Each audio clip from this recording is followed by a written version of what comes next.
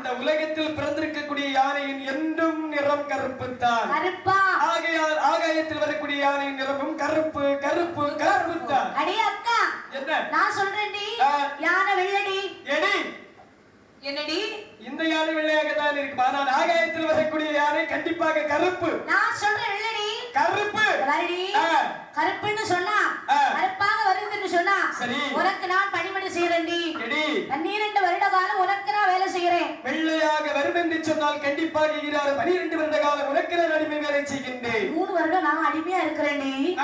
அப்படி என்று சரி சபதமிடக்கூடிய நேரத்தில் எடி தோழிமார்களே, எடி தோழிமார்களே, ஏன் ஊமத்தோழி, ஏன் கருமி, என்னடி நீங்கள் தான் சாட்சி. அம்படி ஆகட்டும் ஐயா.